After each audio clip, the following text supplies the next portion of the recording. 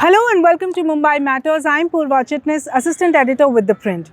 Today in this episode of Mumbai Matters, we will be discussing about Mumbai's historic and iconic Azad Maidan. As you can see right now, I am standing at Azad Maidan, and today in this episode, we will be talking about the history of this Maidan, the significance and why this is the only protest site now remaining in Mumbai. First, let's go across the history of this Maidan. This Maidan and its history dates back to 3 centuries ago. In fact, in 1718, when Bombay Fort was built, there was an open ground in front of this Bombay Fort. This open ground was for anyone to come and see, and this ground was used as a monitoring site. But then around 150 years later, when the Bombay Fort was demolished, this ground and this area, which was earlier called as Esplanade, was then divided into 4 grounds: Azad Maidan, Oval Maidan, Cross Maidan, and the 4th part was Cooperage. So as you know, this Maidan is quite old and it has seen a lot of historic protests. Now, as early as 1857, at this particular Maidan, in the 1857 revolt, 2 sepoys were killed by the British. Post that, in the freedom struggle movement in 1930s, this particular Maidan was a site for civil disobedience movement. In fact, at this particular ground, it was Mahatma Gandhi who had addressed one of the largest gatherings. At approximately 2 lakh people had gathered on this particular ground.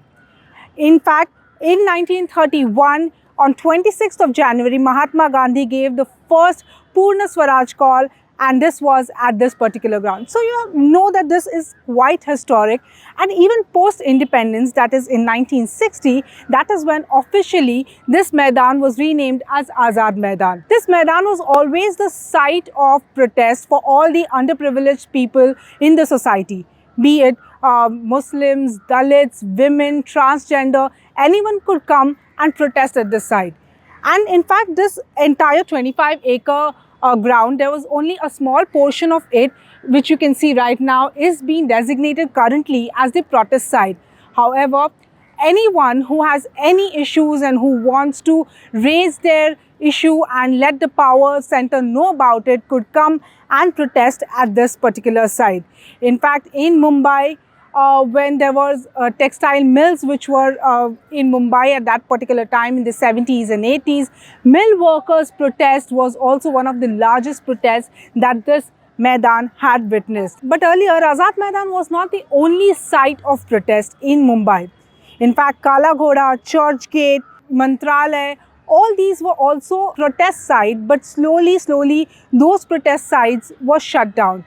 In fact, in 1997, the residents here had petitioned in the Bombay High Court saying that, especially in Churchgate and Nariman Point area, that because of these protests, there was noise pollution and there was obstruction, and that is why in 1997, the Bombay High Court had given an interim order saying that all protests in Mumbai will only happen at Azad Maidan.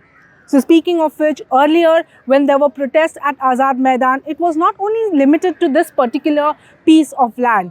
In fact, the old journalists and the Bombay chroniclers, historians say that whenever there used to be protests at Azad Maidan, people used to throng in large numbers. There were people standing on the pavements and the streets along the Azad Maidan to give out pamphlets and banners and let the Mumbaikars know what their issue is, what is it that they are demanding, and this was a norm back in those days.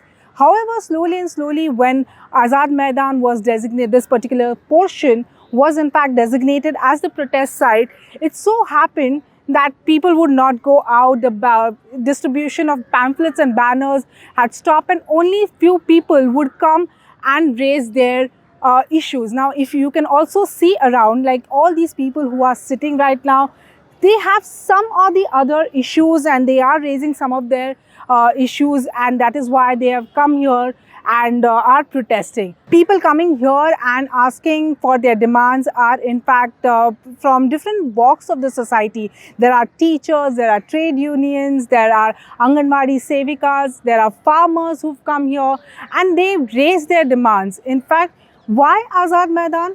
Because of also its geographic location. Now, Azad Maidan is in the fort area, as I mentioned earlier, and Azad Maidan is just a stone's throw away from the CSMT station, the iconic CSMT station, as well as if you look around on the opposite sides of Azad Maidan is the elite Bombay Gymkhana.